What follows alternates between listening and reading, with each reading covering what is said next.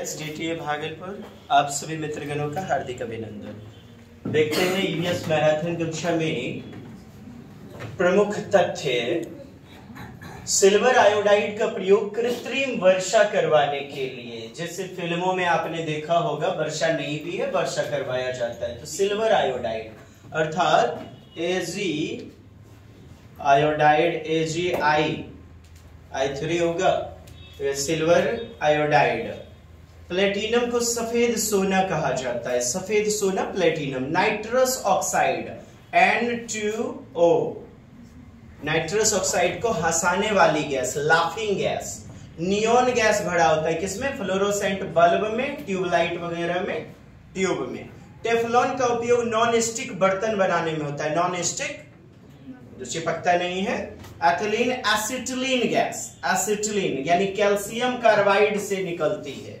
तो calcium carbide CaCO3 का प्रयोग कच्चे फलों को पकाने के लिए किया जाता है, कच्चे फलों को पकाने के लिए किया जाता है। कार्बन डेटिंग C14 विधि जो होती है, तो किसी वस्तु की आयु मुख्यतः जो है ना पेड़ पौधे की आयु रिंग के आधार पर जो है प्राप्त कर ली जाती है, उनकी आयु को कार्बन डेटिंग पद्धति।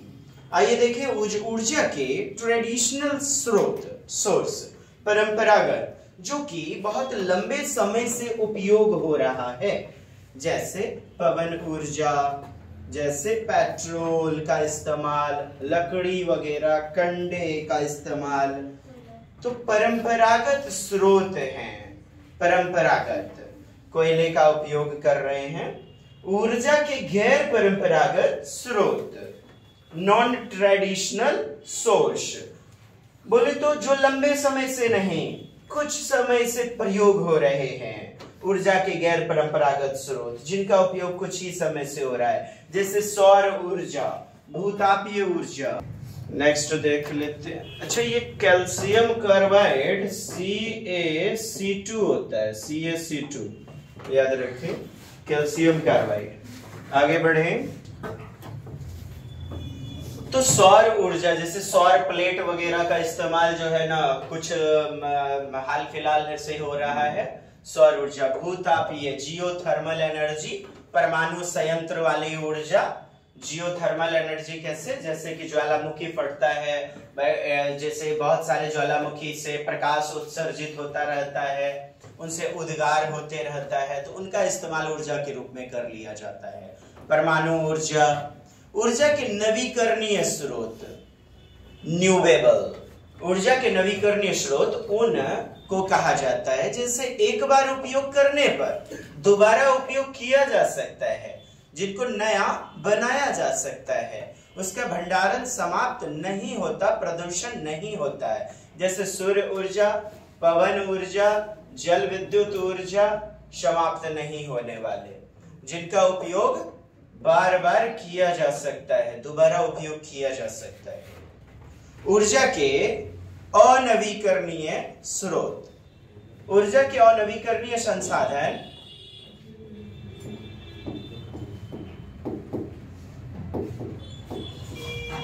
वैसे संसाधन होते हैं जिनका एक बार उपयोग करने के बाद दोबारा उपयोग नहीं कर सकते, इनका भंडारण समाप्त हो जाता है, प्रदूषण भी उत्पन्न होता है, जैसे लकड़ी, कोयला, पेट्रोल, डीजल, परमाणु ऊर्जा। तो जिनका उपयोग करने के बाद वो समाप्त हो सकते हैं, अनवीकरणीय, नया नहीं बनाना, नहीं बन पाना। बायोडीजल किसे कहते हैं? आइए, बायोडीजल पारंपरिक या जीवाश्म डीजल, जीवाश्म बायोफ्यूल, बायोफ्यूल जीवाश्म डीजल यानी कि जीवों के अंश सड़ने गलने गल करके दब जाने के कारण जीवों के अंश हजारों वर्ष से तो बायोडीजल प्राप्त होता है। एक वैकल्पिक ईंधन है। बायोडीजल सीधे वनस्पति तेल, पशुओं की वसा, फैट्स, तेल और खाना पकाने के अपशिष्ट तेल से उत्पादित किया जाता है। इन तेलों को बायोडीजल में परिवर्तित करने के लिए प्रयुक्त प्रक्रिया को ट्रांसस्टीरीकरण कहा जाता है। स्टीरीकरण, ट्रांसस्टीरीकरण, ईस्ट वगैरह की उपस्थिति में केमिस्ट्री में आपने प्रक्रिया देखा होगा। बायोडीजल फसल के उदाहरण जेट्रोफा यह रतन जोत के पौधों से प्राप्त किया जाता है, जट्रोफा। काकीनाडा आंध्र प्रदेश में देश का पहला बायोडीजल संयंत्र लगाया गया था। पूछा गया प्रश्न है, काकीनाडा कहां? आंध्र प्रदेश में है, आंध्र प्रदेश। रतन जोत, जट्रोफा याद रखें। आगे हम लोग इसके जट्रोफा, जट्रोफा, रतन जोत।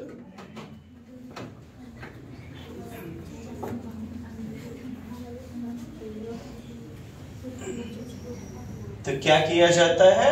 बायोडीजल, फसल के उदाहरण। और पहला बायोडीजल आपका काकीनाडा।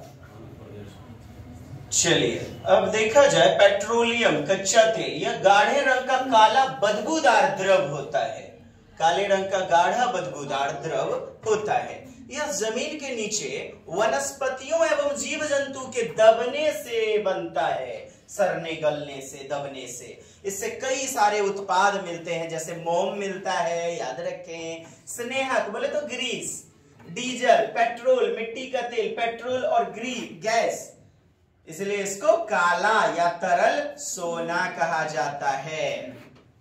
काला या तरल सोना, लिक्विड गोल्ड, ब्लैक गोल्ड कहा जाता है। तो किसे? पेट्रोलियम या कच्चा तेल को।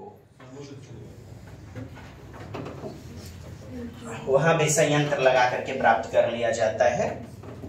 LPG, liquefied petroleum gas, liquefied petroleum gas याद रखें, फुल फॉर्म पूछा गया है। यह दाब पर द्रवित की गई, द्रवित पेट्रोलियम गैस है। आगे हम लोग सीएनजी देखेंगे, कंप्रेस्ड नेचुरल गैस। इसका मुख्य संघटक ब्यूटेन होता है, जिसमें इथेन और प्रोपेन गैसें भी होती हैं। मुख्य संघटक ब्यूटेन, CH4। यह रंगहीन, गंधहीन और ज्वलनशील होता है। रंगहीन, गंधहीन, गंधहीन और ज्वलनशील। इसके रिसाव का पता लगाने के लिए इसमें इथाइल मरकप्टेन नामक दुर्गंध युक्त गैस यौगिक मिलाया जाता है। यह भी आपका आया हुआ है, इथाइल मरकप्टेन। इथाइल मरकप्टेन का प्रयोग किया जाता है, जो कि आपको सुगंध देता है। रे रे रे, गैस जो है ना बहिर्गमन हो गई, इसलिए खोलो। हाँ। CNG, compressed natural gas. तो संपीड़ित प्राकृतिक गैस, यह प्राकृतिक गैस को उच्च दाब पर दबाने से प्राप्त होता है। उधर आपने द्रवित देखा हुआ था, लिक्विफाइड था। इसका मुख्य घटक मीथेन, CH4 है। कई बार पूछा है आपसे, मीथेन, CH4 है। यह वाहनों में ईंधन के रूप में प्रयोग किया जाता है, उद्योग में भी होता है। ये प्रदूषण नहीं करता है, प्रदूषण। अभी तरह तरह की गाड़ियां जो है ना विकसित की जा रही है सीएनजी वाली, क्योंकि इसके जलने पर धुआं नहीं निकलता है। प्राकृतिक गैस, नेचुरल गैस। पढ़िए। ये तेल कूपों, तेल के कुएं से पेट्रोलियम के साथ प्राप्त होती है। कुछ तेल कूपों से तो केवल प्राकृतिक गैस ही निकलती है। कूप यानी कि कुआं तेल का। इसका मुख्य संघटक मीथेन 90% CH4 होता है। भारत में मुंबई हाई, जैसलमेर, कृष्णा गोदावरी डेल्टा और त्रिपुरा में प्राकृतिक गैस पाई जाती है। आइए कोयला के बारे में देख लें। कोयला यह बहुत पुराना का स्रोत है। यह बहुत पुराना स्रोत है। ये का गलत होगा। इसका निर्माण वनस्पतियों के दबने से हुआ है। इसका मुख्य घटक कार्बन होता है। जी, यह पृथ्वी की भू प्रॉपर्टी में पाया जाता है। यह 4 प्रकार के होते हैं। पीट कोयला सबसे घटिया वाला, कम कार्बन वाला, लिग्नाइट घोड़ा कोयला, बिटुमिनस घरेलू कोयला, घर में जो उपयोग होता है जनरली, एंथ्रासाइट सख्त कोयला। सबसे ज्यादा कार्बन की मात्रा किसमें? एंथ्रासाइट में होती है। पीट सबसे घटिया और एंथ्रासाइट सबसे बढ़िया वाला, उच्च स्तर का। सबसे ज्यादा उपयोग बिटुमिनस कोयले का होता है। घरेलू उपयोग जो करते हैं बिटुमिनस कोयला। कोयला का उपयोग तो आप जानते ही हैं। इसका उपयोग खाना पकाने में, ताप बिजली घरों में, इसे पढ़ें। इससे कोक, अलकतरा वगैरह, कोलतार और कोल गैस प्राप्त किया जाता है। विश्व में चीन कोयले क्या अग्निय। ये कोल जो है ना, ये कोल मतलब कोयला होता है। कोल मतलब कोयला, तो कोल गैस। विश्व में चीन कोयले का अग्रणी उत्पादक है, सबसे ज्यादा। भारत में पश्चिम बंगाल यानी कि रानीगंज जो है वो पश्चिम बंगाल में है। झारखंड में झड़िया, धनबाद, बोकारो प्रमुख कोयला उत्पादक राज्य हैं। प्रमुख कोयला उत्पादक राज्य हैं। भारत में एंथ्रासाइट कोयला जम्मू और कश्मीर में मिलता है। कोयले का प्रकार और कार्बन की मात्रा। पीट, एंथ्रासाइट, बिटुमिनस, लिग्नाइट। स्वर मंडल किसे कहते हैं? देखिए, ये सूरज बाबा है, ये अपने एक्सिस पर ही रहेगा। सूर्य स्थिर रहता है, घूमबो करता है साहब, घूमता है अपने एक्सिस पर। एना एना एना एना एना घूमी घूमी के ना, वो सब ग्रह का काम होगा। ऐसे ऐसे ऐसे ऐसे ऐसे ऐसे घूमते हुए एक्सिसों पर घूमेगा। रिवॉल्यूशन, रोटेशन दोनों करेगा। और जबकि सूर्य केवल रोटेशन करता है अपने एक्सिस पर, तो ये स्थिर होगा बट एक्सिस पर रोटेट करेगा। हाँ, एक जगह। और ये अपने वृत्ताकार पथ में घूमेगा, ऐसे राउंड राउंड राउंड राउंड करते करते करते करते करते घूमते हुए। दो ही ग्रह हैं, कौन कौन? शुक्र और यूरेनस, जो कि विपरीत दिशा में घूमते हैं। हाँ? शुक्र, पृथ्वी नहीं। आइए देखिए, बु सु प्रेम। पहले क्या है? बुध। बुध है, फिर आपका शुक्र है। शुक्र के ही लगभग समान है, इसीलिए पृथ्वी का जुड़वा बहन कहा जाए। भगिनी या इवनिंग स्टार, मॉर्निंग स्टार, चमकीला तारा शुक्र को कहते हैं। बु सु प्रेम, पृथ्वी के बाद मो, मंगल, प्रेम। उसके बाद आपके, उसके बाद क्या? मेटोराइट्स, उल्का, वो क्षुद्र ग्रह पाए जाते, क्षुद्र ग्रह। उसके बाद आपके गैसीय अवस्था में पाए जाने वाले ग्रह, गैसियस स्टेट में, जैसे बृहस्पति, वृषभ। आइए, ट्रिक क्या होगा? वृषभ, से शनि, बृहस्पति के बाद शनि। फिर आपका अरुण, यूरेनस, अरुण, यूरेनस। और तब अंत में ठंडा ग्रह दूर होने के कारण नेपच्यून, वरुण। तो आपको यदि सूर्य से निकटता के आधार पर आरोही क्रम पूछा जाए तो बुषु प्रेम, वृषभ, ये सभी ठोस अवस्था में पाए जाएंगे। पार्थिव ग्रह कहा जाएगा। पार्थिव ग्रह, जोवियनल ग्रह इसी को कहते हैं। अच्छा, वृषभ, बृहस्पति, शनि, अरुण और वरुण। अब देखें, साइज के आधार पर, आकार के आधार पर ट्रिक। ये तो निकटता, सूर्य से निकटता के आधार पर हो गया ना दोस्त। तो साइज के आधार पर देखें, सबसे पहले बृहस्पति, फिर शनि, अरुण, वरुण।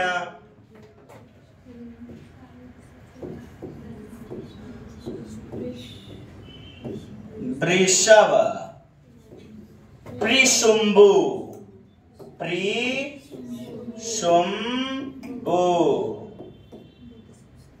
पृथ्वी, शुक्र, मंगल, बुध। ये आपका साइज के आधार पर हो गया। घटते क्रम में सबसे पहले बृहस्पति, शनि, अरुण, वरुण और तत्पश्चात पृथ्वी, शुक्र, मंगल, बुध। ये आप देख पा रहे हैं पृथ्वी एवं अन्य ग्रह को।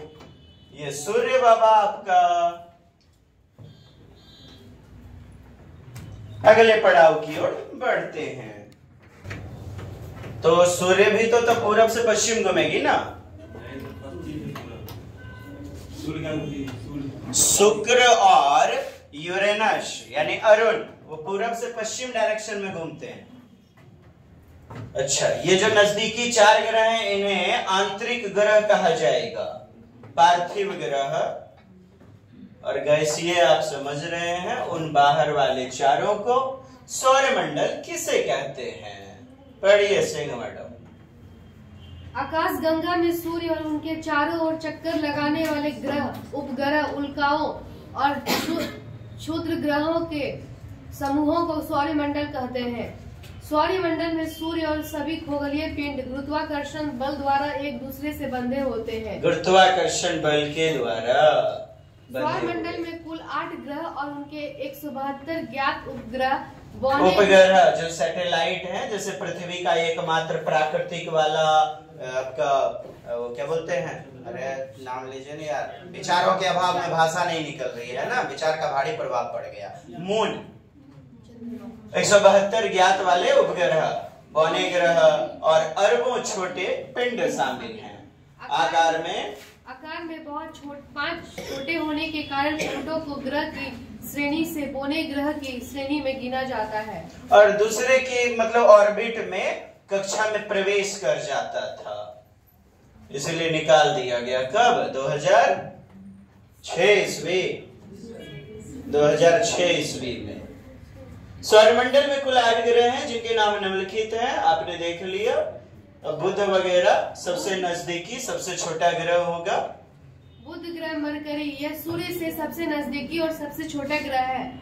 सूर्य की परिक्रमा करने वाले बुध ग्रह को 88 दिन में समय लगता है। 88 दिन का समय लगता है सूर्य बाबा के चारों ओर चक्कर लगाने में। इस ग्रह का अधिकांश सतह स्थलीय है। यहाँ का वातावरण नगण्य है, लिहाजा अन्य ग्रहों की अपेक्षा यहाँ कोई मौसमी अनुभव नहीं है।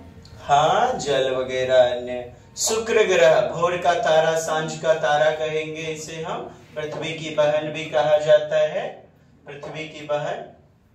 सौरमंडल में सूर्य और चंद्रमा के बाद यह सबसे चमकीला, सूर्य और चंद्रमा के बाद। शुक्र ग्रह को सांझ एवं भोर का तारा भी कहते हैं। सबसे गर्म ग्रह, क्योंकि ज्यादातर क्षेत्रफल होने के कारण, बुध से भी बड़ा होने के कारण ज्यादा लाइट मिल पाता है शुक्र को, इसीलिए गर्म ग्रह हम बुध को ना बोल करके शुक्र को बोल देते हैं, क्योंकि क्षेत्रफल भी तो, पैदा भी तो ज्यादा बड़ा होना चाहिए। सबसे गर्म ग्रह पृथ्वी। यह सौरमंडल का तीसरा ग्रह है। पृथ्वी सौरमंडल का एकमात्र ऐसा ग्रह है जहाँ जीवन संभव है। इसका 71% भाग जल और शेष 29% स्थल होगा। इसका वायुमंडल परतों से बना है, जिसमें नाइट्रोजन ऑक्सीजन की अधिकता है। नाइट्रोजन ऑक्सीजन की अधिकता, ऑक्सीजन कितना? 20.97%, 21% लगभग, और नाइट्रोजन 78%। तो इस गैस की अधिकता होगी। आपसे प्रश्न पूछा भी गया है। इसके अलावा इसका बाहरी भाग ओजोन की परत से ढका हुआ है, जो सूर्य से आने वाली हानिकारक परावैंगनी किरणें, जो हार्मफुल अल्ट्रावायलेट यूवी लाइट है, रे हैं, उसको रोकती है, उसको छानने का काम करती है ओजोन, O3 लेयर गैस। पृथ्वी पर जल की अधिकता होने के कारण यह आकाश से नीला दिखाई देता है, तो ब्लू प्लैनेट कहते हैं, नीला ग्रह। सूर्य से पृथ्वी की दूरी लगभग 15 करोड़ किलोमीटर। कितना दूर है? 15 करोड़ किलोमीटर सूर्य दूर है। सूर्य का एक चक्कर लगाने में पृथ्वी 1 साल लगभग 365 दिन का समय, 365 दिन। घंटे की बात करें तो कितना? 6 घंटे, 5 घंटा 44 मिनट। अच्छा, ऐसे समथिंग में। पृथ्वी का एकमात्र प्राकृतिक उपग्रह चंद्रमा है। चंद्रमा। मंगल देखते हैं तो मंगल लाल ग्रह कहा जाएगा मंगल को, रेड प्लैनेट। रेगिस्तान और बर्फीली चोटियां पृथ्वी के समान ही है। ओलंपस मोन्स मंगल ग्रह पर स्थित है, सबसे ऊंचा पर्वत ओलंपस मोन्स मंगल ग्रह पर है।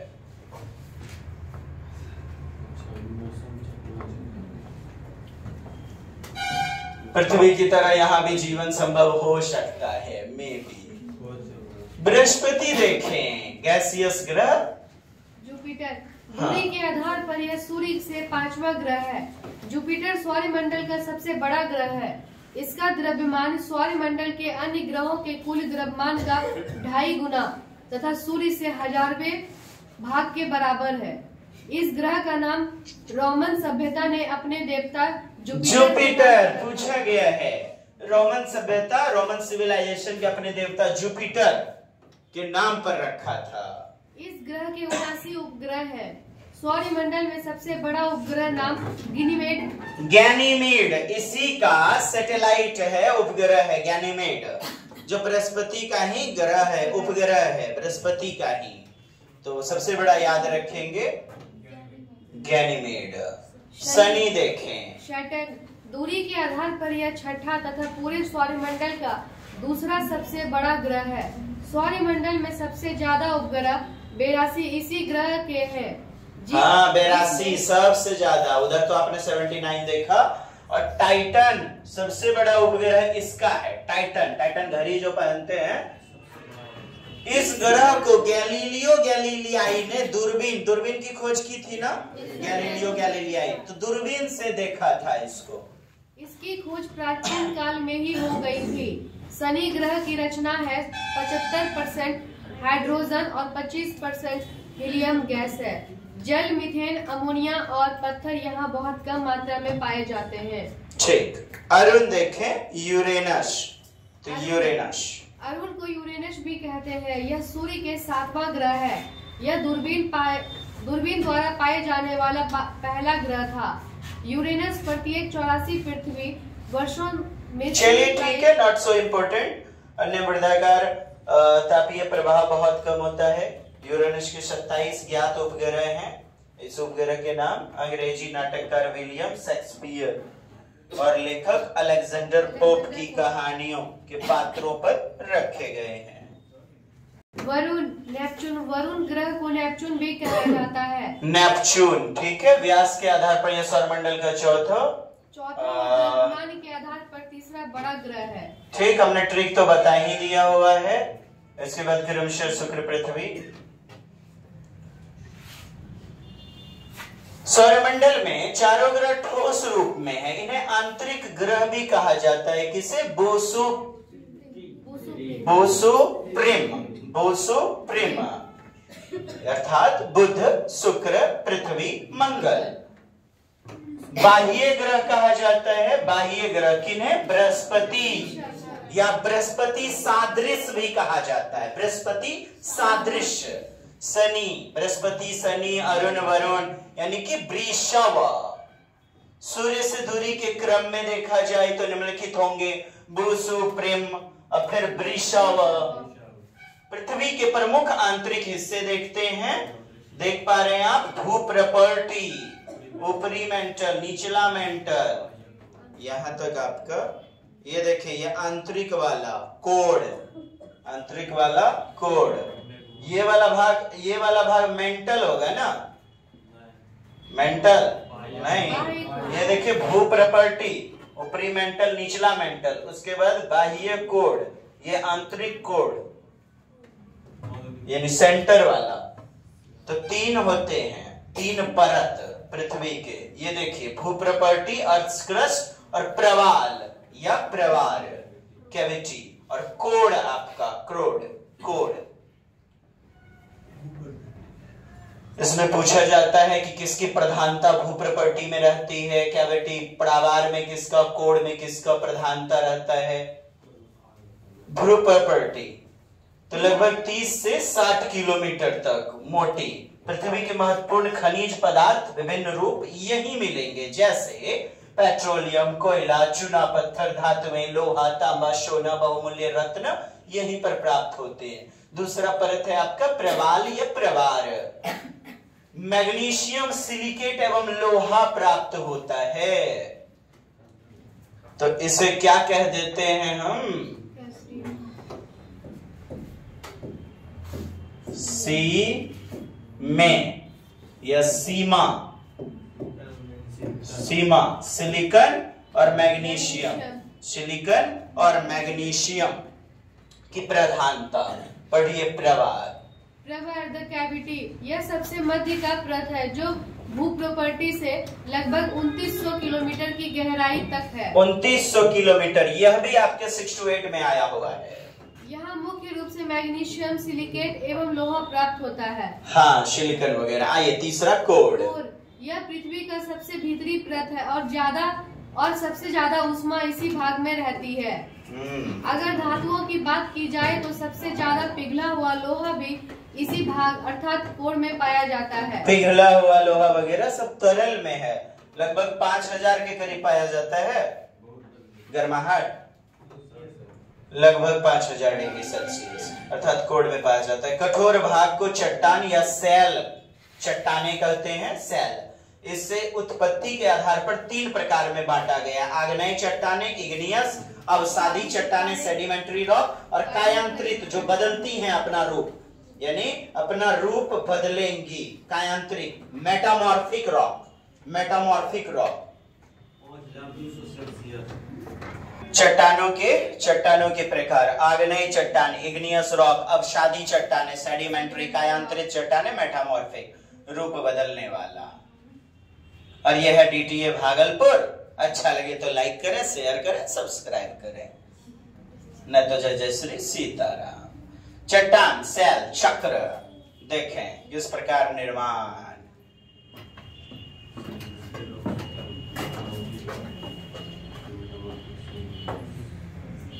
मैग्मा का उद्गार हुआ। Igneous rock, sedimentary rock, igneous rock, sedimentary rock, metamorphic, कायांतरित चट्टाने, टेम्परेचर और प्रेशर के कारण दाब, उच्च ताप। चट्टान या सैल के प्रकार, इन तीनों का विस्तृत विवरण निम्नवत है। जैसे देखें, आपसे पूछा जाता है कि कौन सी चट्टाने, जैसे कि आग्नेय चट्टाने, आग्नेय चट्टाने आग से बनी चट्टाने, यानी ज्वालामुखी से निकले हुए लावा, लावा जिसे मैग्मा भी कहते हैं। मैग्मा वो जो परतें जम जाती हैं उद्गार होने के बाद, धूल के कणों के ठंडा होने पर जो चट्टाने बनते हैं वो आग्नेय चट्टाने कहलाती हैं। इसमें परतें एवं जीवाश्म नहीं पाए जाते, जीवों के अंश नहीं पाए जाते, याद रखें। इन्हें प्राथमिक या मात्र सैल भी कहा जाता है। लोहा, निकेल, सोना, तांबा, जस्ता जैसे प्रमुख खनिज इसी में पाए जाते हैं। आर्थिक रूप से संपन्न चट्टाने हैं, आर्थिक रूप से यानी ज्यादा कमाई देगा, आपको रोकड़ा ज्यादा देगा। सोना, तांबा बेच लीजिए, जस्ता वगैरह, निकेल, लोहा। आग्नेय चट्टान के उदाहरण: ग्रेनाइट चट्टाने, बेसाल्ट, पेगमाटाइट एवं बिटुमिनस आदि इसके प्रमुख उदाहरण है। ग्रेनाइट चट्टाने, बेसाल्ट चट्टाने, इनसे कई बार क्वेश्चन आया हुआ है, तो ये आग्नेय चट्टान के उदाहरण है। Igneous rock. अवसादी चट्टान, सेडिमेंट्री रॉक। अवसादी पढ़ें। अवसादी चट्टानों का निर्माण आग्नेय चट्टानों से ही होता है। आग्नेय, इग्नियस से ही होता है। आग्नेय चट्टानों हवा व पानी की वजह से दूर जाकर जमने लगती है। इसी से अवसादी चट्टानों का निर्माण होता है। आग्नेय चट्टान की परत दर परत जमाने से अवसादी चट्टाने बनती है, अतः इन्हें परतदार चट्टाने भी कहा। परतदार चट्टान इसी को कहते हैं, अवसादी चट्टान को। अवसाद हो जाना, अवसाद जमा। इन चट्टानों में जीवाश्म पाए जाएंगे बरसों से। वो जो ज्वालामुखी विस्फोट हुआ, उद्गार हुआ, मैग्मा वगैरह बरसों से जमा है वो अवसाद के रूप में, तो इनमें जीवाश्म वगैरह आ जाते हैं, जीवाश्म पाया जाता है। खनिज तेल, सैल, गैस आदि पाया जाता है इन्हीं में। अवसादी चट्टान के उदाहरण: बलवा पत्थर, चूना पत्थर, कोयला, डोलोमाइट, सेल चट्टान, संपिंड, लिग्नाइट। याद रखें, डोलोमाइट पत्थर, चूना पत्थर जो आपका है, और फिर बलवा पत्थर। बलवा पत्थर, अच्छा बलवा पत्थर वाला कोई सा आकृति बताइए। लाल किला किससे बना है? लाल पत्थर से। बलवा चट्टान का कोई उदाहरण था? क्या था? I am missing. सिर चट्टान, संपीड़ित, लिग्नाइट आदि इसके प्रमुख उदाहरण हैं। तो चूना पत्थर याद रखें, बलवा पत्थर याद रखें, डोलोमाइट, ये सब पूछे गए हैं प्रश्नों में। अब सादे चट्टान के उदाहरण होंगे जी। कायांतरिक चट्टान, मेटामॉर्फिक रॉक, ताप, दाब एवं रासायनिक क्रियाओं के कारण आग्नेय एवं अपसादी चट्टान का रूप बदल जाता है। आग्नेय का ही, अवसादी चट्टानों का ही रूप बदल जाता है, जिन्हें रूप बदलने के कारण, काया बदलने के कारण, रूप बदलने के कारण रूपांतरित या कायांतरित चट्टानें कहा जाता है। दो प्रकार की होती हैं, आग्नेय से कायांतरित और फिर उसके बाद अवसादी से कायांतरित जी। आग्नेय से कायांतरित चट्टानें ग्रेनाइट, आग्नेय से नीस कायांतरित बेसाल्ट, आग्नेय से आग्नेय ग्रेनाइट चट्टानों से नीस में परिवर्तन। नीस में आपसे पूछा जाता है निम्न में से कौन सा जो है कायांतरित का उदाहरण के रूप में, तो ग्रेनाइट से, जो कि ग्रेनाइट आग्नेय चट्टान का उदाहरण है, उससे नीस में बदल जाता है। बेसाल्ट से सिस्ट में बदल जाता है। बेसाल्ट भी आग्नेय का उदाहरण है। अवसादी से कायांतरित बलवा पत्थर से कार्टजाइट में बदल जाना। बलवा पत्थर से कार्टजाइट में बदल जाता है। तो ये उदाहरण हो गए अवसादी से कायांतरित में। नेक्स्ट, चूना पत्थर, आग्नेय से संगमरमर। ये आग्नेय चट्टान का उदाहरण है चूना पत्थर, और चूना पत्थर से बदल गया संगमरमर में, हो गया कायांतरित, काया बदल गई। कायांतरित चट्टान के उदाहरण या रूपांतरित चट्टान के उदाहरण, ग्रेनाइट से नीस, बेसाल्ट से सिस्ट, बलवा पत्थर से क्वार्टजाइट और चूना पत्थर से संगमरमर आदि इसके प्रमुख उदाहरण होंगे। गोल्डन क्वाड रिलेटरल, स्वर्णिम चतुर्भुज योजना। क्वाड्रिलेटरल जो है चतुर्भुज, क्वाड्रिलेटरल क्वाड अर्थात चतुर्भुज योजना, स्वर्णिम चतुर्भुज क्या है साहब? पढ़िए। स्वर्णिम चतुर्भुज परियोजना देश के 4 महानगरों को राष्ट्रीय राजमार्ग नेशनल हाईवे से जोड़ने वाली परियोजना है। बस इतना ही उत्तर में लगाना है आपको। नेशनल हाईवे, ये 4 जो है महानगर, मेट्रोपॉलिटन एरियाज, दिल्ली, मुंबई, चेन्नई, कोलकाता। कोलकाता आपका, कोलकाता किधर है? पूर्व दिशा में है। चेन्नई दक्षिण में। मुंबई किधर है? पश्चिम दिशा में। दिल्ली किधर है? उत्तर दिशा में। तो उत्तर, दक्षिण, पूर्व, पश्चिम, चारों दिशाओं।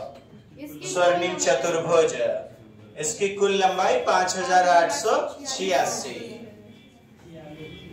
अच्छा 46 न पढ़ने आता है, अनाड़ी हूं हम तो क्या करूं, हो जाता है।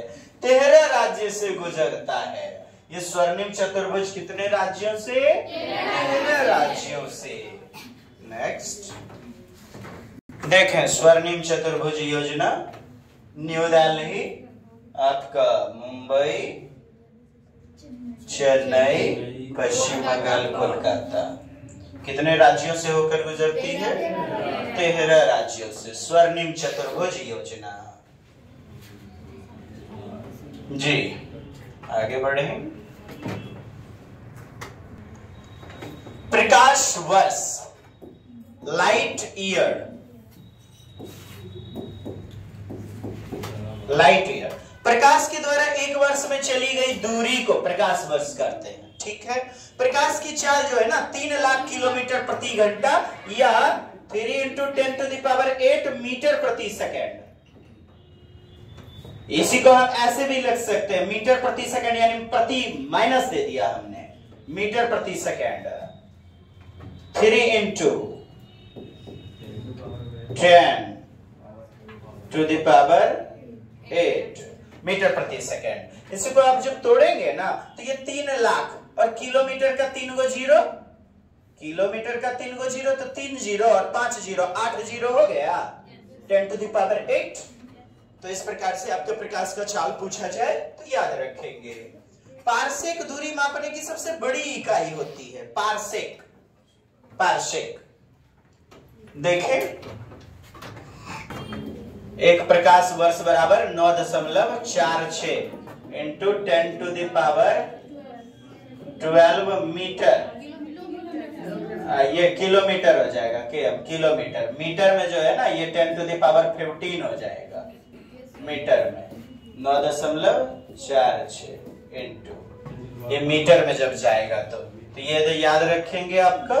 और पारसेक में 3.26 आता है समथिंग में। आगे देखते हैं, चर्चा करते हैं। एक पारसेक जो है ना, पारसेक बड़ी दूरी है खगोलीय पिंडों को मापने की, बड़ा वाला जो है ना ये मात्रक है। एक पारसेक 3.26 प्रकाश वर्ष लाइट ईयर होता है ना, ठीक है। ये भी चंद्रमा से संबंधित कुछ तथ्य। चंद्रमा मून का अध्ययन जो है ना सीलेनोलॉजी कहलाता है। इसको जीवाश्म ग्रह भी कहा जाता है, मतलब रहने के लिए उपयुक्त दशा जो है ना पाया जा रहा है, इसलिए प्लॉटिंग वगैरह चल रहा है ना जमीन खरीदने वाला। इसका व्यास पृथ्वी के व्यास का 1/4 है मात्र। इसका द्रव्यमान पृथ्वी के द्रव्यमान मास का 1/8 भाग होता है। इसका गुरुत्वाकर्षण बल पृथ्वी के गुरुत्वाकर्षण बल का 1/6 भाग होता है। पॉइंट टू बी डिनोटेड, 6 भाग 1/6। चंद्रमा पृथ्वी से 3,84,000 किलोमीटर दूर है। 3,84,000 किलोमीटर दूर। अरे बाबा। चंद्रमा से पृथ्वी तक का प्रकाश पहुंचने में 1 मिनट 28 सेकंड। कितना? 1 मिनट 28 सेकंड। और सूर्य से 8 मिनट 19 सेकंड। 8 मिनट लगता है सूर्य से, और चंद्रमा से 1 मिनट 28 सेकंड। पहले व्यक्ति जिन्होंने चंद्रमा पर कदम रखा तो नील आर्मस्ट्रांग 21 जुलाई 1969। साथ में एडविन एल्ड्रिन भी गए हुए थे, उन्होंने कदम बाद में रखा, इनका नाम हो गया नील आर्मस्ट्रांग। दूसरे व्यक्ति जिन्होंने चंद्रमा पर, तो वही एडविन एल्ड्रिन हमने बताया ना। अच्छा, आपसे पूछा भी गया भारत का पहला अंतरिक्ष यान जो चंद्रमा पर भेजा गया, चंद्रयान 1 2008। चंद्रयान 1 है, चंद्रयान 1। अच्छा 2 गया था तो फॉल्स हो गया था। चलिए ठीक। अंतरिक्ष में पहले पढ़ते रहिए। अंतरिक्ष में ये लेडीज में वैलेंटीना तेरेस्कोवा, वैलेंटीना तेरेस्कोवा 1963 ईस्वी। उतरी नहीं थी, गई थी। अंतरिक्ष में पहला जाने वाला यूरी गागरिन। यूरी गागरिन तो गया तो था, उतरा नहीं था, इसलिए 1969 में आपका आर्मस्ट्रांग का नाम आ जाता है। 1961 में अंतरिक्ष में जाने वाली पहली महिला कौन? Valentina Tereshkova. अंतरिक्ष में जाने वाले प्रथम भारतीय राकेश शर्मा 1984। राकेश शर्मा। प्रथम भारतीय मूल की पहली महिला कल्पना चावला 1997 में। कल्पना चावला मोर हेरा गई ना। अच्छा ठीक। सबसे ज्यादा बार अंतरिक्ष में चलने वाली महिला सुनीता विलियम्स 7 बार। हाँ, सबसे ज्यादा बार गई थी सुनीता विलियम्स। अंतरिक्ष में सबसे ज्यादा समय बिताने वाली महिला सुनीता विलियम्स 321 दिन 17 घंटे 15 मिनट। अंतरिक्ष में जाने वाला पहला जानवर लाइका नामक, लाइका कुतिया थी ना, लाइका कुतिया थी 1957। मैंने स्पेसशिप में ले जाकर के छोड़ दिया। मोड़ हेरा तो नहीं जाएगा। आइए क्या पढ़ रहे हैं हम लोग? रोटेशन, यानी कि अपने ही एक्सिस पर घूर्णन करेगा। घूर्णन, एक्सिस पर घूमना रोटेशन, और चारों ओर चक्कर लगाना रिवॉल्यूशन परिभ्रमण। तो दिन रात होगा किसके कारण से? तो अपने अक्ष पर घूमने के कारण से। पृथ्वी पश्चिम से पूर्व दिशा में घूमती है। किस दिशा में? पश्चिम से पूर्व, पश्चिम से पूर्व।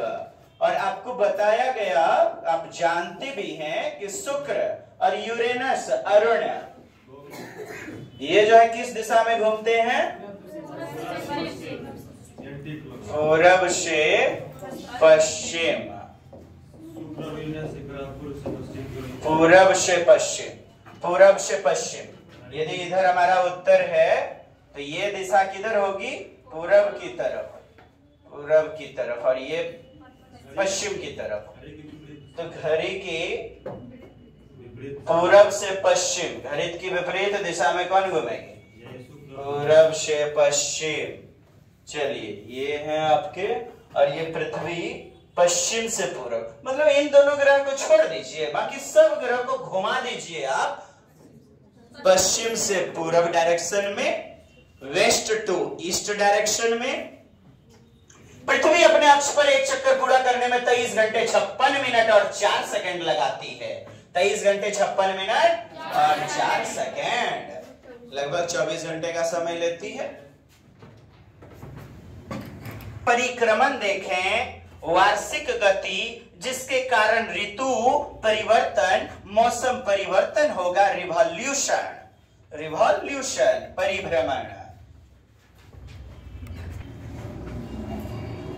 पढ़ लीजिए। परिक्रमण, वार्षिक गति, ऋतु परिवर्तन, रिवॉल्यूशन। हाँ, दिन रात की घटना जो रोटेशन से होगी और रिवॉल्यूशन से मौसम परिवर्तन। जी। पृथ्वी का अपने दीर्घवृत्ताकार पथ पर, दीर्घवृत्ताकार अंडाकार जो पथ है, दीर्घवृत्ताकार, सूर्य के चारों ओर चक्कर लगाना परिक्रमण कहलाता है। पृथ्वी सूर्य का एक परिक्रमण 365 दिन 5 घंटे 45 मिनट और 48 सेकेंड, लगभग 365 दिन में पूरा करता है। ठीक, 5 घंटे 45 मिनट, लगभग इधर 6 घंटा यदि होता है, यदि 4 साल में 6 चौके 24, यानी 24 घंटे का एक दिन, तो 366 दिन लीप ईयर इसीलिए आ जाते हैं प्रत्येक 4 साल बाद। परिक्रमण के कारण पृथ्वी पर ऋतु परिवर्तन, गर्मी, सर्दी, वसंत और शरद होते हैं। अयनांत तो देखें 21 जून और 22 दिसंबर, 21 जून और 22 दिसंबर। सूर्य का पृथ्वी के कर्क रेखा या मकर रेखा पर सीधे लंबवत चमकना अयनांत कहलाता है। अयनांत 2 होते हैं, उत्तर ग्रीष्म अयनांत और दक्षिण शीत अयनांत। माने उत्तरी गोलार्ध में सबसे बड़ा दिन होगा 21 जून को, और दक्षिणी गोलार्ध में 22 दिसंबर को, 22 दिसंबर को दक्षिणी गोलार्ध में 22 दिसंबर, जैसे कि आपका कल 22 दिसंबर था, तो दक्षिणी गोलार्ध में साउथर्न हेमिस्फेयर में सबसे बड़ा दिन 22 दिसंबर, और नॉर्थर्न हेमिस्फेयर में 21 जून को बड़ा दिन होता है। लंबवत डायरेक्ट चमकना, पृथ्वी का, ये सूर्य का पृथ्वी के कर्क रेखा या मकर रेखा पर सीधे लंबवत चमकना अयनांत कहलाता है। तो आपका उत्तरी गोलार्ध का अयनांत 21 जून और दक्षिणी गोलार्ध का 22 दिसंबर। अयनांत 2 होते हैं, उत्तर या ग्रीष्म अयनांत और दक्षिण शीत ठंडा वाला। 22 दिसंबर को क्या ठंडी पड़ती है? उत्तर ग्रीष्म अयनांत 21 जून, जिस दिन सूर्य कर्क रेखा पर लंबवत चमकता है, उस स्थिति को उत्तर या ग्रीष्म अयनांत कहते हैं। इस स्थिति, यह स्थिति 21 जून को होती है। उस दिन उत्तरी गोलार्ध में सबसे लंबा दिन होता है और ये रात भी लंबी होती है। इस समय सूर्य उत्तरी गोलार्ध में ग्रीष्म ऋतु होती है। दक्षिण या शीत वाला, ठंडी वाला अयनांत दक्षिण, साउथर्न हेमिस्फीयर 22 दिसंबर।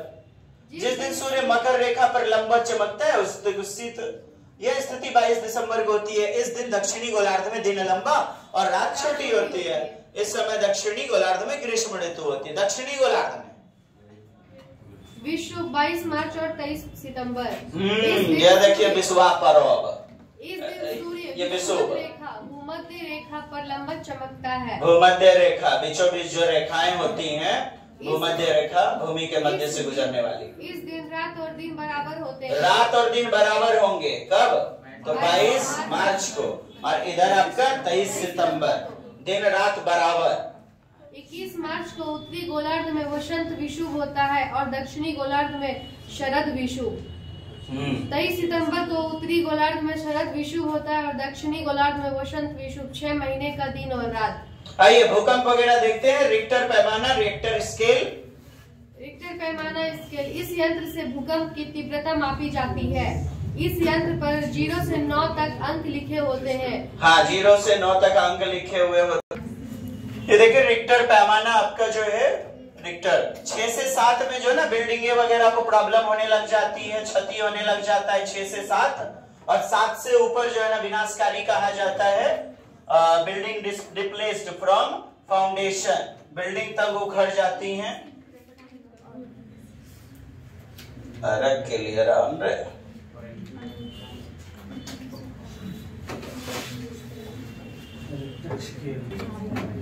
देखिए बैरोमीटर, बैरोमीटर ई टोरिसेली ने खोज की हुई थी बैरोमीटर। तो बैरोमीटर से वायु दाब मापा जाता है, वायु का प्रेशर। तो वायु दाब मापी यंत्र को क्या कहते हैं? बैरोमीटर, वायु दाब। भूकंप की रिक्टर पैमाना। नेक्स्ट, भूकंप क्यों आता है साहब? भूकंप आने के प्रमुख कारण। अच्छा, सिस्मोग्राफी यंत्र जो है ना, सिस्मोग्राफी माने भूकंप वो अध्ययन वगैरह ना, सिस्मोग्राफी भूकंपीय मापी। भूकंप आने के, अच्छा यहाँ पर देखिए भूकंप 3 तरह के तरंग उत्पन्न होते हैं। पी प्राइमरी वेव्स, भूकंप आने के सबसे पहले पी तरंग पृथ्वी पर तरंगों पर पहुंचती है। उसके बाद द्वितीयक तरंग, आपका द्वितीयक तरंग सेकेंडरी एस वेव्स, द्वितीयक या एस किरणें, अनुप्रस्थ तरंगे भी कहते हैं। यह केवल ठोस माध्यम से, केवल ठोस माध्यम से एस वेव्स सेकेंडरी गुजरेगी।